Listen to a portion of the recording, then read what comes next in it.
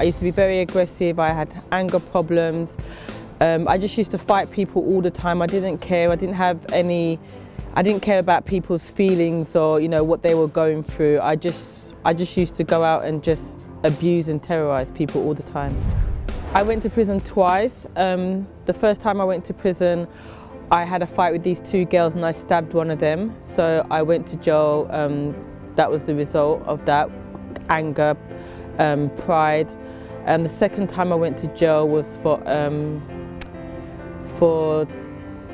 taking in drugs into the prison. So, I had that don't care attitude. I didn't care if I wanted to do something, I would just do it. I didn't think of the consequences afterwards. When I first went to prison, I was scared, of course, but I had a mask on and I couldn't show anybody that I was scared, so I had to keep up, that bravado that I had around me. But I just got on with it. A friend of mine introduced me to the Rod group, and I found out who they was and what they did, and I thought, that was something that I always said that I wanted to do when I left prison. So I just continued with them. I went to their meetings and just got to know a bit more about them. The group helped me to kind of understand, some of the things that I was going through when I was younger. The woman that I was speaking to at the time, she used to work with young women as well, so she could really identify through what she went through when she was growing up, so that she helped me a lot.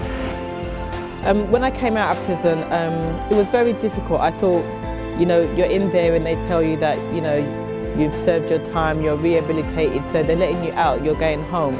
So you believe that everything is going to start afresh, you'll be fine, but that wasn't the case. When I joined the Rod group, it helped me to want to fight for others where there was nobody fighting for me when I came out of prison. Obviously I'd been there, I know what they're going through. Maybe the problems that they have, I haven't got those problems.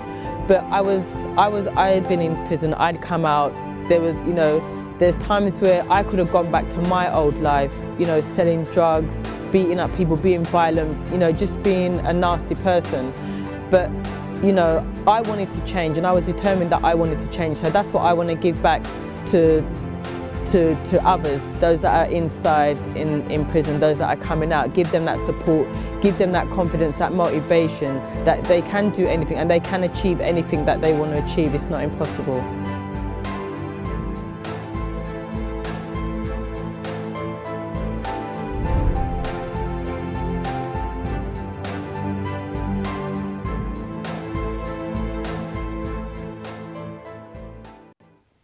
Hello, a very good evening. Welcome to Finding Answers. We are fresh out of the Love School event. It was yesterday, it was amazing, better than last year.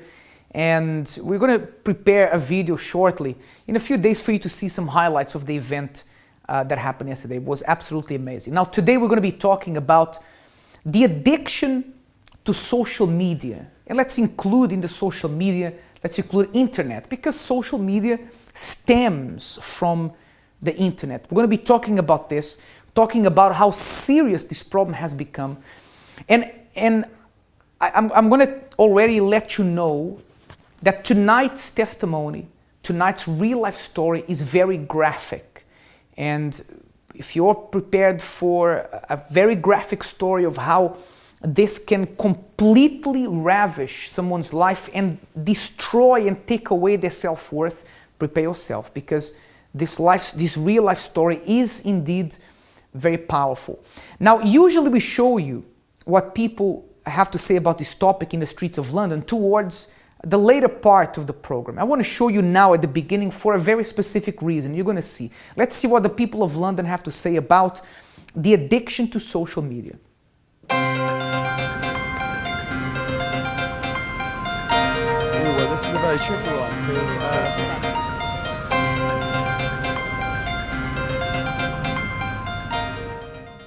do you think social media addiction is real or just a passing phase? I wouldn't say it's an addiction, but it's just a habit, I think. you got your hand, like your mobile on your phone, and you just check it all the time. Like any spare moment, really. I'm just walking back to work, but I think, oh, check Facebook. No, it's real. It's really real because sometimes you get lost traveling through the internet, especially through Facebook. And me for example, I check Facebook at least one time a day, and sometimes I stay for 15 minutes or half an hour on Facebook. It's really dangerous. I think that anytime you're talking about value and virtual value, it's difficult to decide what is more valuable than another. And so when people are on social media, they find that a lot of things give them a lot of contentment and happiness. And if it does, it makes them want to keep coming back. And that sort of feeling, that euphoria of social media, it kind of creates an addiction type, I think, mentality. So yes, I do think the social media addiction is definitely prevalent. Well, the reason why I wanted to show you this clip right at the beginning is because the first person we interviewed said, listen, it's not really an addiction, it's a habit. Then she said, for myself, for example, I'm walking to the bus, I'm checking my Facebook, I'm walking to work, I'm doing the same thing, but it's not really an addiction. Now, when is it an addiction? If even the downtime of you walking to the bus, you are checking your Facebook, your Twitter, your whatever it is, then if that's not an addiction, what is? Right? And you know, we're talking in a little light-hearted way about how this has become a problem.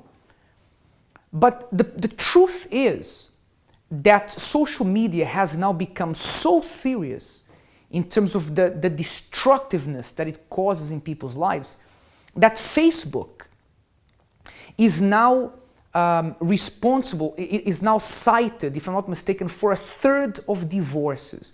A third of divorces currently that happen right now, Facebook is cited as one of the reasons why that divorce happened.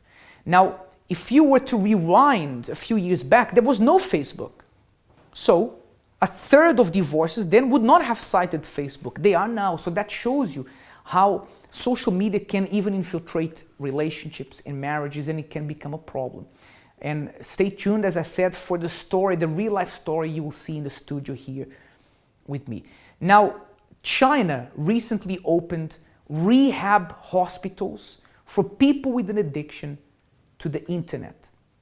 That's right, you heard me correctly. There are now in China, open recently, hospitals that are solely dedicated to people who are addicted to the internet. People who don't go to work because they stayed a whole day on the internet. Children who have quit school because they stayed a whole day on the internet. And perhaps your case is not this serious, but perhaps you have seen how the internet and social media has crept into your family, has crept into your relationship, to your life, and has made things become out of control. I have here with me to help me talk about this topic, Pastor Douglas. Good evening, Pastor Douglas. Good evening, Pastor James. How are you? Very well. What do you have to say about this topic? Well, the problem has becoming very, very serious.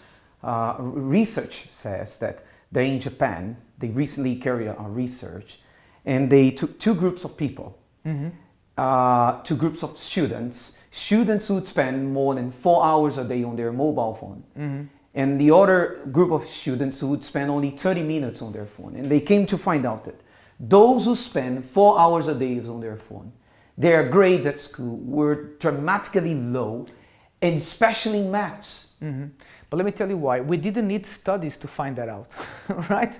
The moment you tell me that someone spends 4 hours on social media and another one spends 30 minutes, I'm going to tell you straight away there's no need for studies because it's obvious, right? Yeah. But I understand what you're saying, and that comes to prove how it can take over a person's life. Yeah, and the government recently, they've been very concerned about these new, smart watches, because especially for drivers, because with all the technology and the distraction that it may cause, and people are driving, they've been actually creating new laws in regards to that to avoid more, traffic accidents or whatsoever. So we can see that the problem has been escalating, Pastor James. Let's talk about now how serious this problem is. there were times before the internet where if you wanted to do something that was wrong in terms of your moral compass, you would have to plan things very carefully because you didn't want to be seen, you didn't want people to see you doing or buying or anything that would go against your image of a family man or a wife or a good person. And nowadays, you can be as bad and as wrong as you want without anybody knowing about it virtually. You can create a fake profile, a fake life online, and you can live that fake life. You can live out your worst fantasies, and I'm saying your worst fantasies because eventually they become really bad. And they can potentially, eventually destroy your life because I tell you what, even if no one finds out about it, it messes up with your life. It changes who you are. And maybe you say, James, you are making a mistake by saying that because I tell you, this is just a bit of fun. And I will prove you tonight with the person who is here with me in the studio that it's not just a bit of fun, that this can destroy your life. And perhaps you know exactly what I'm talking about. Perhaps you are a guy who has said to your wife, to your girlfriend, listen, I'm never going to go on porn sites again. I'm never going to talk to people from my past anymore. I'm never going to do this anymore. I'm never going to connect with people I shouldn't be connecting anymore. But maybe you keep doing it. Maybe you keep doing it. We found out, I read about a case recently of a young girl who the lead up to her committing suicide was described on Twitter. So the days that she was talking about committing suicide are all documented on Twitter. She was tweeting as she was planning her suicide attempt, and she died, unfortunately. Yet nobody stopped her. So and another problem with social media is that you cannot protect your children anymore from bullying, even in the safety of your home, what you think to be the safety of your home. So how is your family right now? How affected is your family by this very real problem? Well, I've spoken too much already. I want you to get to know the person who's in the studio with me. But first I want to tell you this. Our internet is down today. You won't be able to contact us via Facebook or email, but you can contact us by phone. You that have had your family, your home completely destroyed by the potential negative power of social media and internet. And by the way, it's not all bad. There are good things out there, but there's also a lot of bad. And you can't control how this has destroyed your family, perhaps destroyed yourself. You've become a different person since you've been engaging in certain things. Then you can call us and speak to our team who are ready, willing and able to help you. The number to call, and this is the only medium of contacting us today, is 020-7686-6300. It's actually ironic that speaking about addiction to social media, our Facebook and Twitter are not working tonight, right? But anyway, you can contact us the old-fashioned way using the telephone and speaking to our team here, 020-7686-6300. When we come back, we'll be speaking to Rive, who's here in the studio with us, and prepare yourself because you're in for a bumpy ride. Her story is indeed gripping and amazing. We'll be right back.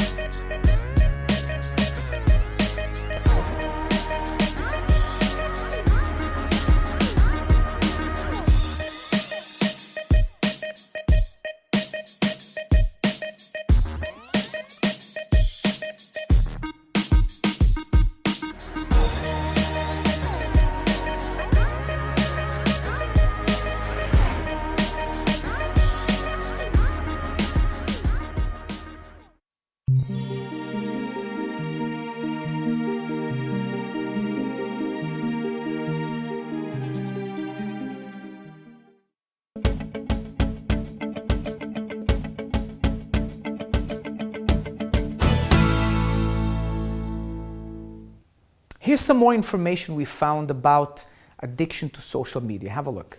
70% of teenagers aged 12 to 17 spend time on a social media site in a typical day. And a recent survey found that 63% of schoolchildren felt addicted to the internet, with 26% spending over 6 hours a day online.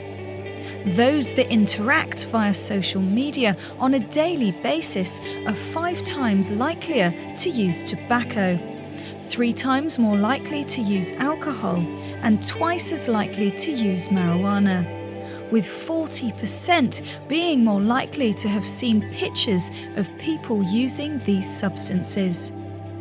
It is said that teenagers do things like texting whilst driving because the possibility of a social connection is more important than their own lives. They interrupt one call with another and check their Twitter stream while on a date because something more interesting or entertaining just might be happening. It has been called FOMO. The fear of missing out on something or someone more interesting, exciting, or better than what we're currently doing. A city in China has even opened a dedicated mobile phone lane for texting addicts to safely navigate their way around. It's for people too engrossed with their texting to watch where they're going. Britain has also opened its first dedicated young person technology addiction hospital.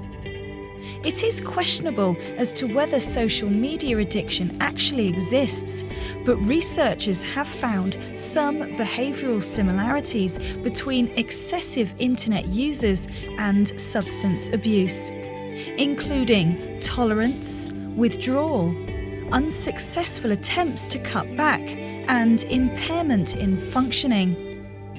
However, additional research needs to be done before social media addiction is classed as a distinct diagnosis. Harvard University's psychology department found that there is a biological reward that happens when people disclose information about themselves on Facebook. Self-disclosure is strongly associated with increased activation in brain regions producing dopamine, the rewarding hormone. There is a strong link between depression and internet use, but we are still in the beginning stages of understanding whether excessive internet use causes depression, or if those with depression use the internet to reach out for help and to look for social support. With those being born into a technology-run world, we don't yet know the reality and consequences of this. In moderation, social media can be a great way to connect to others, to relate to your peers and to express yourself. However, excessive internet use can have serious negative consequences. Pushing me for the rest of the week, so it's like a boost. Things were really tight. Today, the way I see myself is completely different.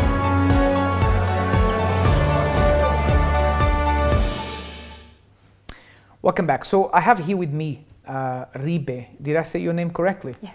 It's a little bit difficult to say. Welcome to the program. Thank you. And first of all, congratulations on your courage to come and sharing your story, because your story, not everyone would be courageous enough to talk about it, right? Yes. So let's start from the beginning.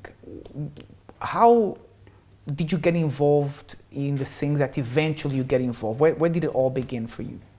Oh, everything started when I was young. When I was about 9 years old, I was introduced to pornography by some cousins because they were older than me, and when they will watch it, they will just leave us to watch it because our parents will leave us with them, me and my sisters. So everything started from there. But then after, when I came to the UK, I had my own laptop, so that was even worse because I had access to that without any parental control or anything. I had access to all the sites possible.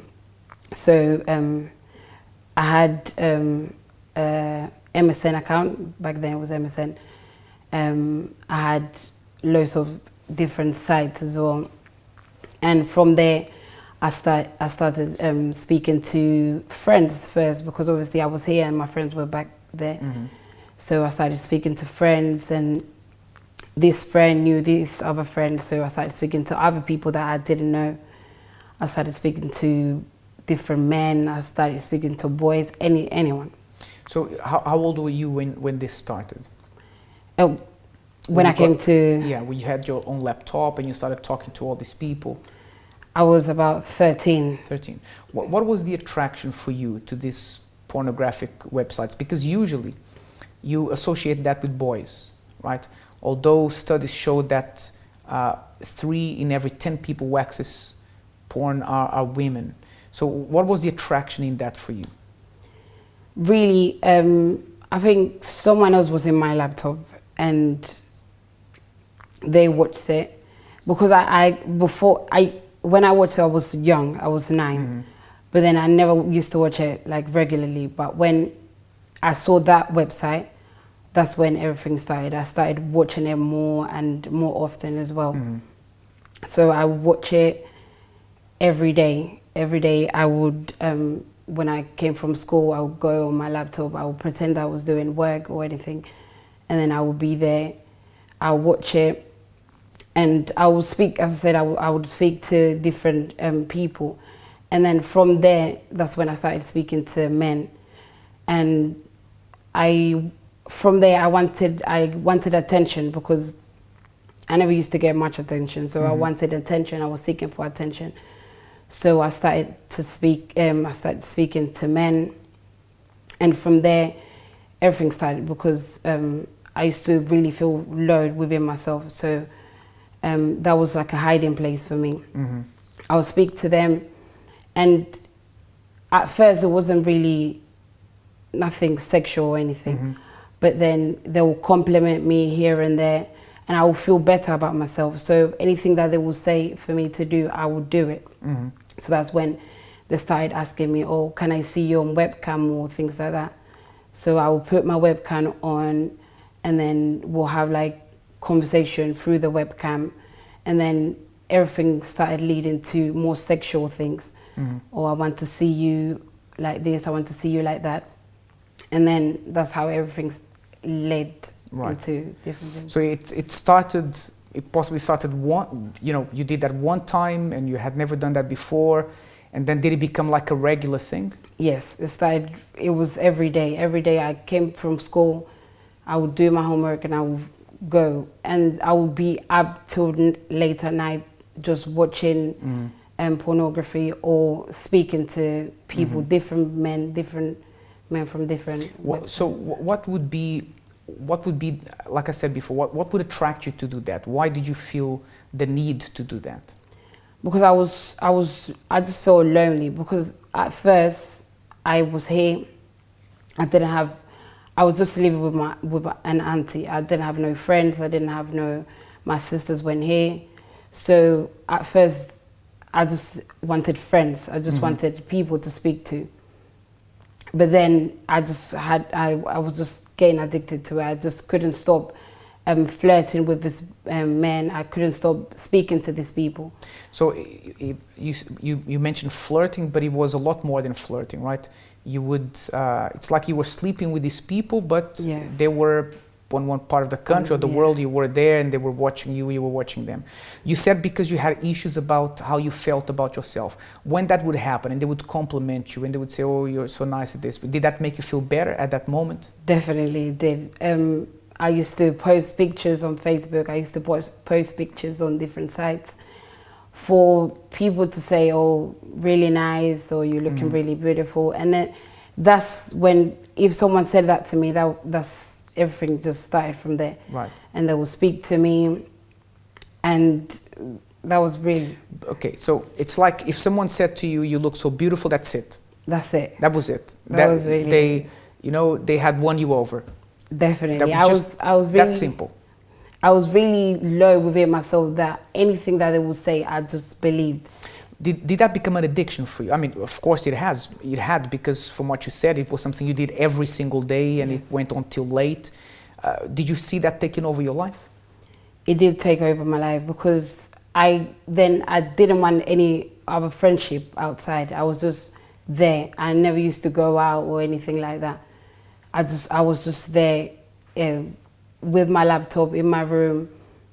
Then after, I started going out with people and things like that. But then everything started from there. That's when I started knowing people, because before, also what used to happen was when I used to go back to Spain, because I'm from there, I used to meet these people. Sometimes I used to meet them, and it was like I knew them, but not really physically, just through websites. Yeah. Now, tell me something. That made you feel better at that moment. What would happen when that moment was over? Did you still feel better the whole day the next day, or did that permanently make you feel better, or it was like up and down, up and down? How was it? It was because I never used to speak to one person. Okay, no, it wasn't one person and then another, was many at the same time. So I would speak to many people at the same time. So if this person wasn't online, there was another person online. So it was like I was speaking to people all the time. So I really didn't have that time to say, okay, I don't feel okay within myself. But then when I used to go to sleep, I used to feel really low when it was the time, okay, I need to go to sleep. And then next morning I would just feel really down within myself. And then I would see someone in the street or anything, and those looks, I would start flirting, because I couldn't really stop myself. So it's like a drug. You had to have that to make you feel better about yourself. Definitely, yeah. So, but then once the drug ended, once that one-day relationship ended, you felt bad again. You needed the drug again. So you kept on lowering your standards more and more. Let me ask you a question. What was the worst point of your life? Because we're going to find out how you changed things. Because to me, that seemed like a very sad existence, because you never really knew your value at that point. Definitely. What was the lowest point of your life? The lowest point was when I met, I met someone on a website, and this person was over in Spain, and we started having a relationship over the internet. And then he obviously was cheated on me over there in Spain, and I didn't care. I would continue with him, and it got to a point where I would lie to my auntie. I was living with my auntie. I would lie to her to go over to Spain to see him. So I would go there and I would spend like the whole weekend with him, and then I would come back here. So you knew he was cheating on you, but you didn't care? I didn't care. Because that was like the only person I knew from the internet that was more important than anyone else. So, and even when I was going out with him, if I can say, I never used to speak to no one else, just him, only him. And then, I went back, and I didn't only do it one time, I did it many times. So you knew that you were not the only person he had. That didn't affect you? That didn't make you think, I need to move on? At all. It didn't really affect me at all. So the problem was that you really thought little of yourself, because anybody else would say, I deserve better than this. So in your mind, you didn't deserve better than that. I couldn't see any better. I couldn't really see anything better than that. It was just him, and him only. And those years that you spent living those lies, because that was a lie, that was a fake happiness. I mean, were you happy during that time? I wasn't really happy, because I would really feel an emptiness within myself. I never used to, as I said, I never used to value myself, because I would go for anything. It wasn't, okay, this person or this person. I would go for anything, anyone and anything. And that really got the bad side of me, because I would pretend to other people that I was all right, but then within myself, I was completely broken. Okay, so the real reason, the true reason why you got to the point of not of being with one person today, one person tomorrow, another person tomorrow, two people in one day, of course, all this virtually, was because you didn't see any value in yourself, right? And that's probably the reason why a lot of people do things like this. And I don't know if that's the case that you are going through right now, whether you're a man or a woman. As we said earlier, we associate a lot of the things that you said here to men. But it has to be said that there's an increasing number of women that are taking part in this, perhaps because of the same reason that you had. Because I don't believe anybody, especially women, I don't think any woman would say, I want men to treat me as an object. The moment that you accept that is because you don't see that there's anything better for yourself, and maybe that's how you feel. Maybe you gave into this addiction that you have because you don't think you deserve any better. Actually, that's one of the things we spoke about on the Love School yesterday. Did you see the cow on stage yesterday? Yes. Did you see that? If you watch me now, you say, James, cow, what's that about? You're going to have to wait for the DVD for you to know what that was about. But believe it or not, there was a cow on stage at the SSC Arena yesterday to exactly illustrate this example. But we're not calling anybody a cow, trust me, this is something completely different. But to illustrate this, and there is a life outside that virtual addiction that you have. There's a life outside, and a life that's 1,000,000 times better. The real thing is 1,000,000 times better than the virtual thing. And I'm not saying for you to change the many relationships you have online for many relationships in real life. I'm just saying that you can be happy in real life. You don't have to build a fake happiness online. I'm going to go to a short break right now. When I come back, Rive is going to tell us how she used her faith to cut loose from that addiction. And it wasn't easy, but she's free, and you're going to find out how she did that. In the meantime, if you want to speak to someone who will not judge you, who will not expose your problems to anyone, but who will pray for you online right now, sorry, not online, on the phone right now, is 020-7686-6300. 020-7686-6300. Again, you will not be judged. Whatever you're going through, tell the person who will be answering the call, because we will be helping you, we will be praying for you. We'll be right back.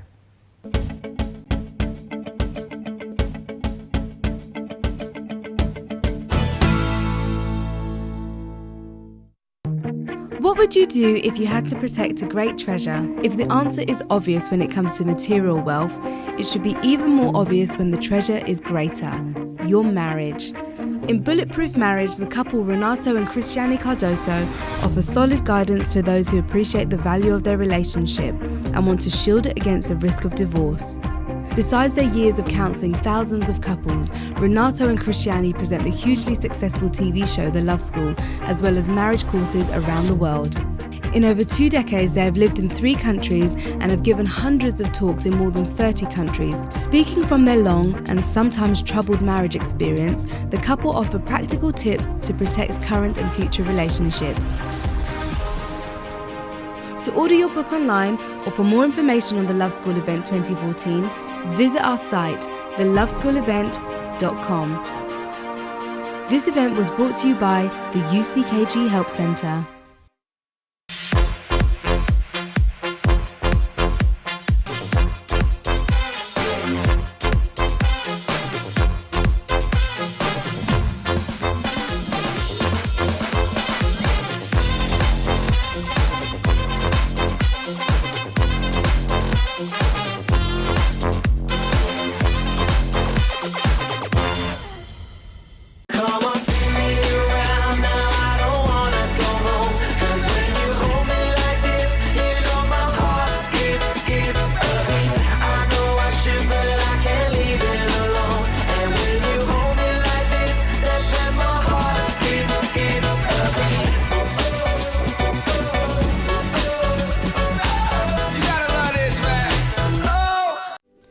This is your UCKG timetable. We are open 7 days a week, helping you to make a new beginning. Mondays, a meeting focused on achieving more in your financial life. Tuesdays, prayers for healing. Wednesdays, a meeting teaching you to develop in your spiritual life. Thursdays, a special prayer for the family. Friday, a service for your spiritual deliverance.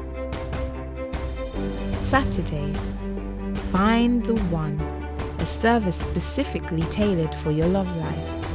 Sundays, Reconnect with God, the main meeting for your spiritual strength.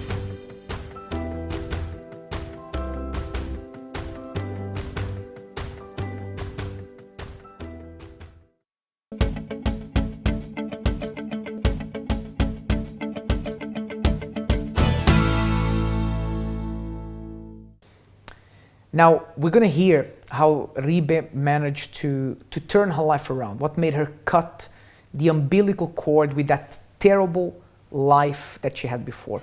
Well, first of all, how did you find out about the church? What brought you to the church? My cousin, she was living here and she invited me to the church when I came recently. But then I never went back. And then I came by myself when I was 18. Mm-hmm. And then I started coming to the church, listening to the different messages, advice and everything. But then it was really hard for me to let go of him. It was really hard for me to say no to him. When you say him, is this person who was cheating on you and you still accepted that? Yes. You were the other woman, the second option, the second woman, but you didn't mind at that time. I didn't. Tell me something. Do you, at that time, did you think you had a problem? Or you thought that the life you had was pretty normal, this is okay, it's normal? I really never thought that it was a problem. I just thought that people just live that way. Mm-hmm. I mean, if you can have someone, then even if it's not that the person that you always thought or the dream man or something like that, then why not? Mm-hmm. And I really, as I said, because I never used to value myself then, I never saw beyond him. Mm-hmm. It was only him and him only. He was your world. A very bad world, but he was your world, right? Yes. What made you change? What happened there in the church that finally made you realize that there was a lot more to life than that, and that made you see yourself in a different light? Because in the church, I saw people's lives changing. I really saw people valuing themselves. I saw that there was more than that. I saw that I could get free from it. But really, as I said, it took me a while because I just saw him. Because I would go to the church, I would listen to the messages and I would think, okay, probably yes, I can change. But then I would go back home and I would speak to him on Messenger or whatever. And then it was the same. And then I was in between two thoughts really. But then one day I really decided, you know what, I can't really continue my life this way. I can't be in between both. If I want good for myself, then I need to let go of him. If I don't want good for myself, then I just need to follow him. So I decided to let go of him completely. I stopped speaking to him for a long time. And that's when everything started changing, really. Right. So you let go of him so that you could concentrate on yourself. And the change in you, was that almost immediate or it still took time? It took time. It took time? Yeah, very much. It took time because even though I stopped speaking to him, every time I went home, I was obviously wanted to speak to him. But from now and again, I obviously let him a little message or things like that. But then as time went past, I completely stopped speaking to him at all. And yeah, that's when I started listening more to the messaging than to him or his love letters or whatever. So how do you see yourself now? I mean, you went from being someone who needed people to compliment you for you to feel better, and one compliment would be enough for you to, you know, say, okay, that's it, I'm yours. What was the difference? How do you see yourself now? I see myself way better now. Before, as you said, I needed someone to compliment me for me to feel better. But now I don't need no one to compliment me. I feel better within myself. It was a process, yes, but now I am completely different. I'm at peace within myself. I believe in myself more than what I don't accept anything really. And yeah. Do you still need to go on the internet and those sites and speak to men until early hours of the day? Do you still need that or not? No, not at all. I don't need to be speaking to no one. I don't need to speak to people for them to tell me that I look beautiful. I know that I'm beautiful. And yeah, I don't really need nothing that I used to need before. So now you are free. Definitely. You are happy. Definitely, much happier. That's it. And you know, I'm going to say something to you. Even if you don't have a moral compass, even if you don't think that there's a right or wrong, anybody, regardless of your faith or religion, would have listened to Ribe's story and see how self-destructive her life was. Your life was self-destructive. You were going down a pit, a hole that, you know, there was no coming back from, and perhaps, I don't know, but perhaps even no one in your family knew what was going on. Did they know what was going on? No one knew nothing. You lived in this for how many years? For many years. I'm 22 now, so since I was 12, 13. And no one even ever dreamed that you were going through this? No one, because from the outside everyone thought, oh, this girl is really confident, this girl is really, she believes in herself. But within, I was completely different. I was really messed up. Right. Is it good to be free? Very good. To believe in yourself? Definitely. That's great. And one final question. Do you believe that anyone who was like you before, do you believe anyone can be free, can be confident, can be truly happy? 100%, because I used to think that I couldn't come out from that. But as I said, when I came to the church, I saw many different life stories of people that used to be in the same position or even worse. And if they overcame, I used to think, okay, they overcame, but I would never go there. I wouldn't overcome. This was me and that was it. But then I'm here now, so that means that if I could do it, I think that if I could do it, anyone can do it as well. That's great. Thank you for the courage of being here tonight. I know you were a little bit nervous at the beginning, but yes, you did really well. Thank you. And I'm sure there's great things coming from you. Thank you. Now, if you have been touched by this story and you want help, the same way that Ribe found help, then give us a call. We still have about 10 minutes before the end of the program. We're going to go to a short break in a few moments, but you can call in to ask for prayer, for help, for support, and we'll be there to help you. Okay, the number to call is 020-7686-6300. We'll be right back.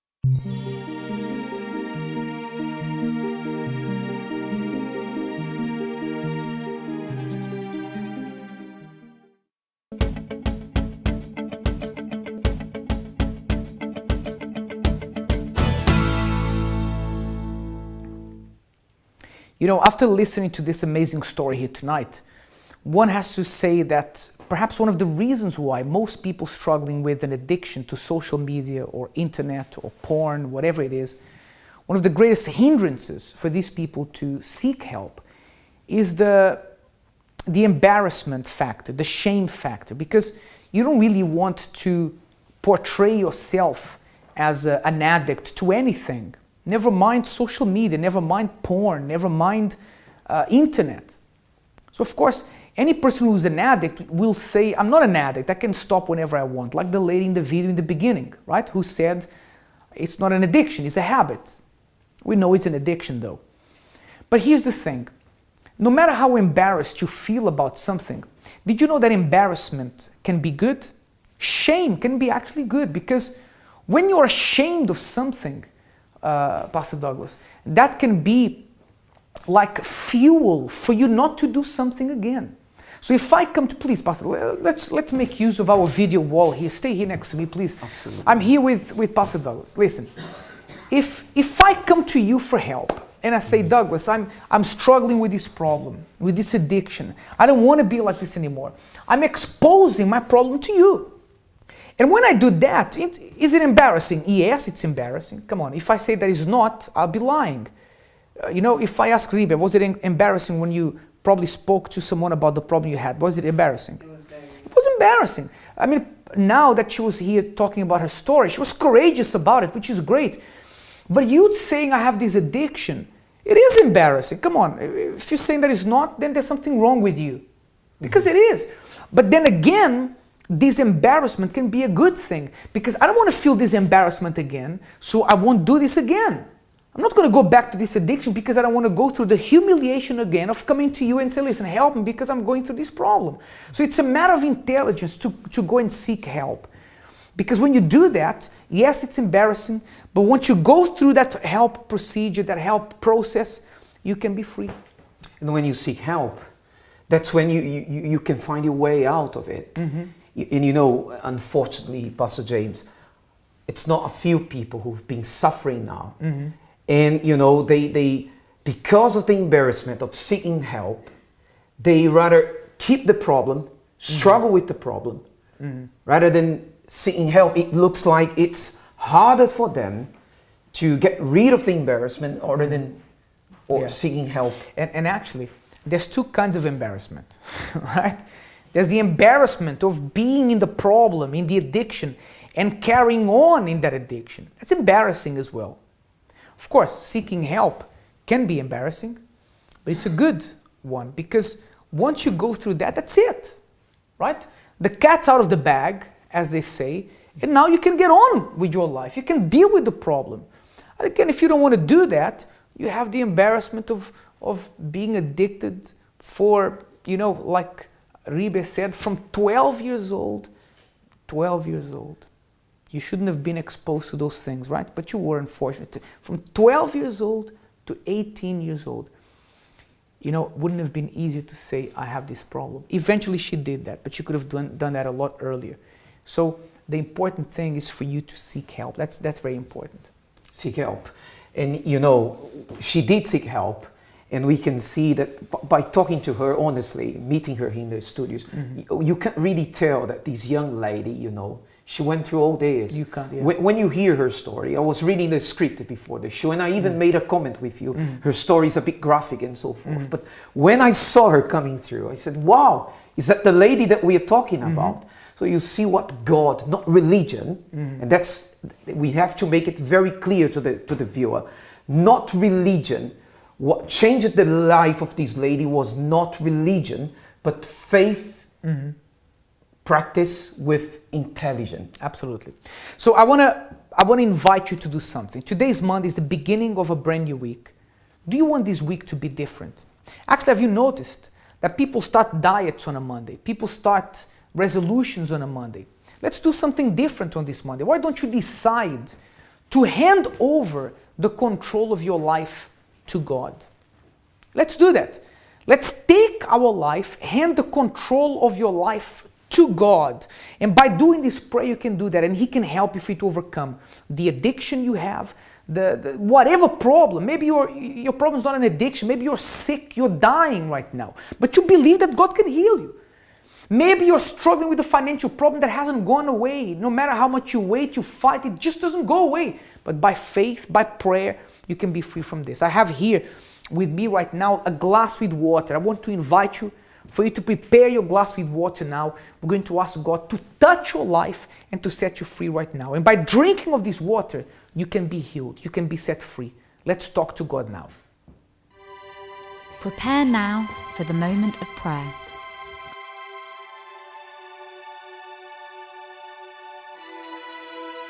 If you would like a prayer for your general well-being, send your name and prayer request to prayer@findinganswers.tv.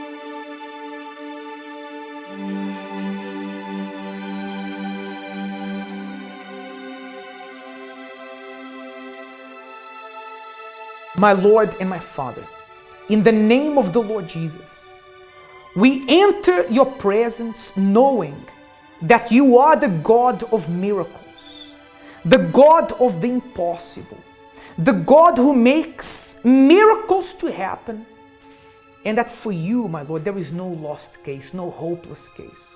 So I pray right now, my Lord, for people who were surprised by listening to this young girl's story. People who are going through problems that are just as bad or even worse. But still, my Lord, they have a glimmer of hope. They have, my Lord, a little bit of hope inside of them that something can happen, that something amazing can happen, that a miracle can happen, and you can perform this miracle, Holy Spirit. My Lord, may this water be medicine for those who are addicted. Let it be a replacement for any addiction that they had. Let it be the medication this person who is ill will need for the restoration of their health. Let it be guidance for the rest of this person's week and actually the rest of their life. I consecrate this water and determine your power blessing this person and touching their life. In Jesus' name, you may now drink of this water where you are.